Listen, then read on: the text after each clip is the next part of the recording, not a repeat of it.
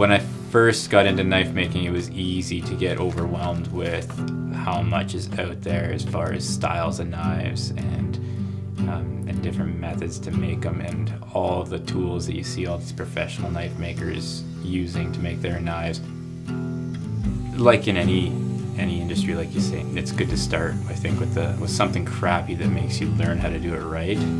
The tools aren't going to do the work for you. People can still make knives with a file and a vise. Working around these tools all the time just becomes really natural, and it can be dangerous. You don't want to get too comfortable. You still gotta treat them with respect, but yeah, it just becomes intuitive working around them, and especially when you're in a space for so long, you just kind of know where everything is, and your flow kind of get into that zone in your mind where everything just kind of goes. You're not even really thinking about the next step, you just go.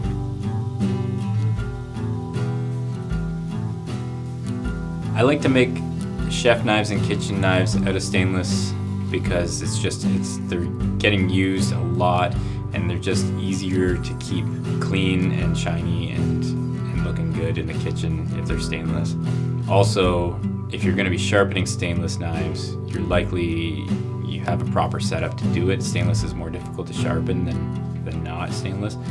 If you're using a bush knife, I don't mind making that out of non-stainless because it's easier to sharpen in the field. So my stainless steel, mostly for kitchen knives, I have to send that away to get heat treated. It's the only step in the process making a knife that's out of my hands. But I send it to someone who does it really well. They've got the equipment for it. Stainless steel, because it's an alloy of all kinds of different metals and materials, it's a much more complex process to heat treat than just heating up and dunking in oil. So he's got the equipment to do it properly, and he also has the equipment to test his steel and my blades to make sure that they're done properly. So I request a certain hardness of the steel from him. He tests each blade, writes on it what the test came out to, and that's totally worth it for me. So that's a good guarantee that my steel's being taken care of really well by this guy.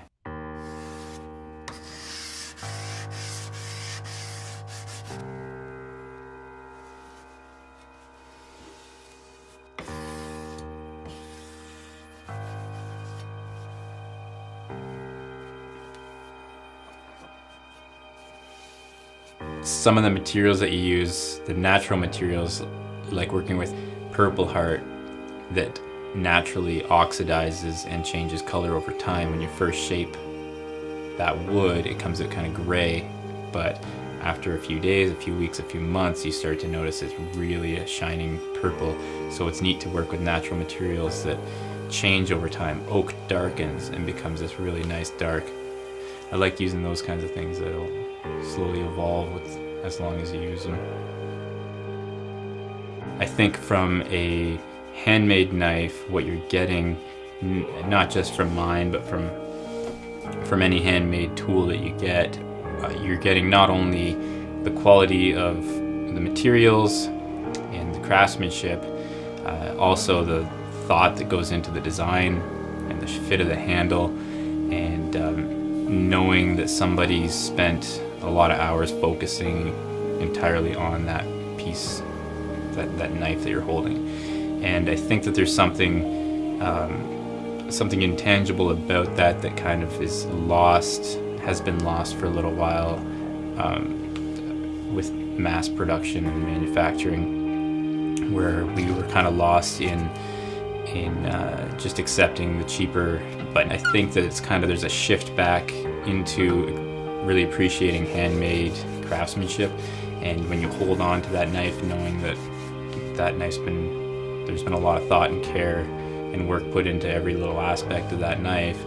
It didn't just come off a line, and a machine didn't just make that thing and it got screwed together at the end by someone who's screwed together 1,000 more that day.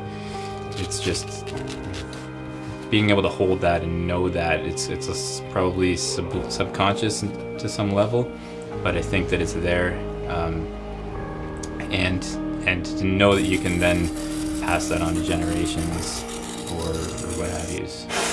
I think there's value in that for sure.